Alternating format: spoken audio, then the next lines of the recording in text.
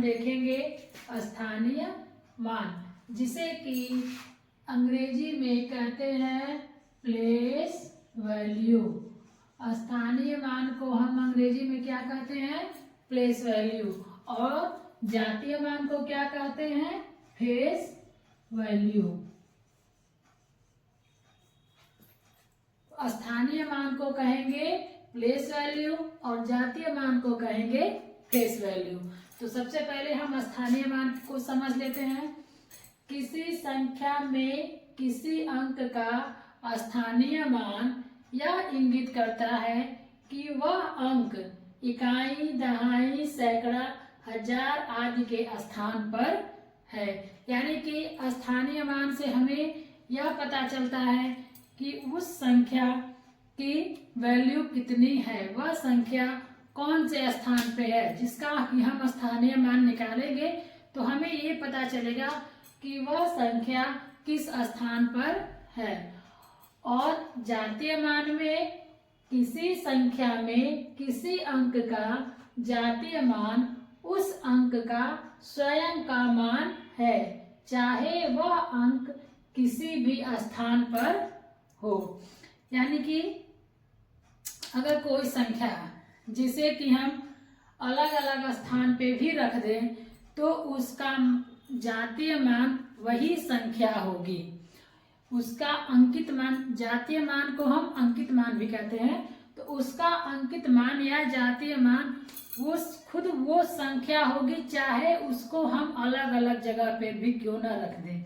और स्थानीय मान में उसके स्थान के अनुसार उसका मान निर्धारित होता है। जैसे चलिए देखते हैं, जैसे मान लीजिए हमने यहाँ लिख दिया 9 9 9 9 लिख दिया, तो सभी संख्याएं 9 ही हैं, लेकिन सबका मान अलग अलग है। अगर इस 9 का हम स्थानीय मान निकालेंगे तो 9 गुणे 1 बराबर 9। हमने 1 से मल्टीप्लाई किया क्योंकि इकाई का मान 1 होता है। और इस 9 दहाई वाले 9 का निकालेंगे तो 9 गुणे 10, क्योंकि दहाई का मान कितना होता है? 10। तो 10 करेंगे तो इसका मान हो जाएगा 90। और इस 9 का अगर हम निकालेंगे मान, स्थानीय मान, तो 9 गुणे 100, क्योंकि यह सैकड़े के घर में है तो इसका मान कितना है? 100। तो यहाँ पे हम करेंगे 9 में 100 से मल्टीप्लाई, यानी कि 900।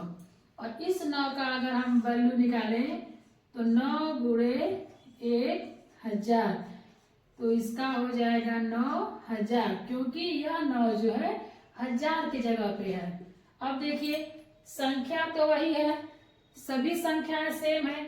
9 यहाँ भी है, 9 यहाँ भी है, 9 यहाँ भी है और 9 यहाँ भी है, लेकिन जगह के अनुसार इनका मान अलग अलग है। तो इसे ही हम कहेंगे स्थानीय मान। स्थान के अनुसार जिनका मान हो, वो जिस स्थान पे है उस स्थान के अनुसार उस संख्या का मान निर्धारित होता है और उसी स्थान के अनुसार हम उस संख्या का मान को निकालते हैं। तो इसे हम कहते हैं स्थानीय मान। और जातीय मान में ठीक इसके उल्टा, जातीय मान में अगर हम लिख दें यहाँ पे 9 9 9 और 9, अगर हम इसका मान निकालेंगे और कहेंगे कि इसका जातीय मान क्या होगा, तो इसका भी 9 होगा, इसका भी 9 होगा, इसका भी 9 होगा और इसका भी 9 होगा, चाहे वह किसी भी जगह पे हो। अगर हमें उसका जातीय मान निकालना हो, अंकित मान निकालना हो, तो वो 9 ही होगा।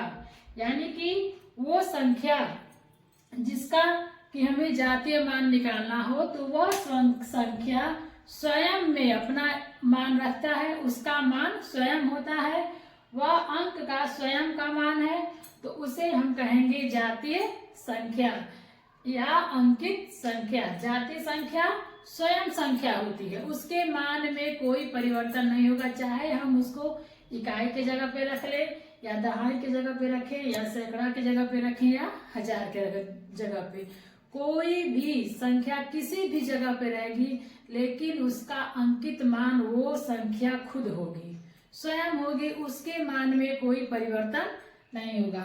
और स्थानीय मान में स्थान के अनुसार उस संख्या के मान में परिवर्तन होगा वो अगर एक ही संख्या को हम अलग अलग स्थान पे रखेंगे तो हर बार अलग अलग उसका स्थानीय मान होगा, हर बार उसकी कीमत अलग अलग होगी।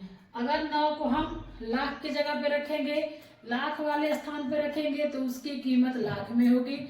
10,000 वाले स्थान पे रखेंगे तो उसकी कीमत 10,000 वाले स्थान पे होगी। इस तरह से स्थानीय मान और जातीय मान दोनों अलग अलग होता है। हमने सेम संख्याओं का स्थानीय मान भी देखा और जातीय मान भी देखा। अब हम अलग अलग संख्याओं को रख करके देखेंगे कि इनका स्थानीय मान और जातीय मान में क्या अंतर होगा। देखिए, जैसे यहाँ पे हमने लिख दिया 8,742। अब इनका हम अगर अलग अलग स्थानीय मान निकाले तो 2 का स्थानीय मान होगा 2 गुणे 1 बराबर 2, क्योंकि ये इकाई के स्थान पे है तो इसमें हम 1 से मल्टीप्लाई करेंगे तो इसका मान 2 ही होगा। और 4 का स्थानीय मान 4 गुणे 10, क्योंकि ये दहाई की जगह पे है तो दहाई यानी कि 10 होता है तो 4 गुणे 10 बराबर 40। 7 का स्थानीय मान निकालेंगे तो 7 गुणे ये 100 की जगह पे है तो 100 बराबर 700। और 8 का स्थानीय मान निकालेंगे तो 8 गुणे 1000 बराबर 8000। तो ये हो गया हमारा स्थानीय मान। देखिए, अलग अलग स्थान पे इनका स्थानीय मान अलग अलग निकला। अब देखिए, जातीय मान अगर हमें निकालना हो तो 2 का जातीय मान 2 ही होगा, 4 का 4 ही होगा, 7 का 7 ही होगा और 8 का 8 ही होगा। तो कहने का मतलब ये है कि जातीय मान वह अंक स्वयं होता है। अगर हम किसी अंक का जातीय मान पूछे तो जिस भी अंक का हम जातीय मान पूछेंगे तो वो उसका जातीय मान वह अंक स्वयं होगा, उसके मान में कोई परिवर्तन नहीं होगा। लेकिन स्थानीय मान में परिवर्तन होगा। स्थानीय मान में स्थान के अनुसार उस संख्या का मान निर्धारित होता है। वह संख्या जिस स्थान पे है तो उसका स्थानीय मान उस संख्या के अनुसार होगी, यानी कि यदि वो इकाई के स्थान पे है तो इकाई के अनुसार होगी, दहाई के स्थान पे है तो दहाई के अनुसार होगी। ऐसे ही सैकड़ा, हजार, 10,000, लाख के स्थान के अनुसार ही उस संख्याओं का मान निर्धारित होता है। तो यही है स्थानीय मान और जातीय मान में डिफरेंस। स्थानीय मान पे आधारित कुछ प्रश्न सॉल्व करेंगे। तो चलिए देखते हैं। पहला प्रश्न है हमारा 6453 में 6 के स्थानीय मान और अंकित मान का अंतर क्या होगा। यानी कि 6453 में 6 का स्थानीय मान और अंकित मान का अंतर निकालना है हमें। तो सबसे पहले हम क्या करेंगे, 6453 में 6 का स्थानीय मान निकालेंगे। यानी 6453 में 6 का स्थानीय मान निकालेंगे तो 6 गुणे 1000 कितना होगा, 6000। 6000 हो गया। और इनका और क्या पूछ रहा है, अंकित मान। तो 6453 में 6 का अंकित मान कितना होगा, तो 6। और इसमें अंतर पूछ रहा है कि 6 के स्थानीय मान और अंकित मान में अंतर क्या होगा।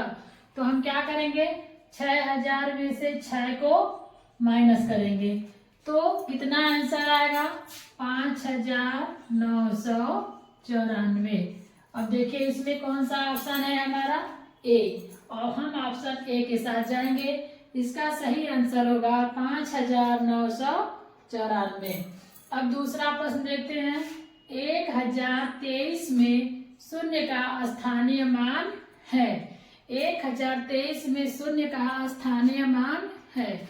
तो आप बताइए शून्य का स्थानीय मान क्या होगा, 100 होगा, शून्य होगा, 10 होगा या 1000 होगा। तो हम जानते हैं कि शून्य में हम किसी भी संख्या से मल्टीप्लाई करेंगे तो हमेशा उसका आंसर शून्य ही आएगा। तो इस तरह से शून्य का स्थानीय मान शून्य ही होगा। तो हमारा आंसर होगा बी। हम बी आंसर के साथ जाएंगे। इसका सही आंसर होगा बी, यानी कि शून्य। तीसरा है 5,47,382 में 4 और 8 के स्थानीय मान का अंतर होगा। 5,47,382 में 4 और 8 के स्थानीय मान का अंतर होगा। तो सबसे पहले हम क्या करेंगे, इसमें से 4 और 8 का स्थानीय मान निकालेंगे। 5,47,382 में सबसे पहले हम 4 का निकालेंगे। तो 4 गुणे 10,000 तो हो जाएगा इसका आंसर 40,000। 40,000 हो गया। अब इसके बाद क्या कर रहा है कि 8 का, तो अगर हम इसमें 8 का निकालेंगे तो 8 गुणे 10 यानी कि होगा 80। तो दोनों का अंतर कितना होगा, तो इसमें से हम -80 करेंगे तो कितना आंसर होगा 0।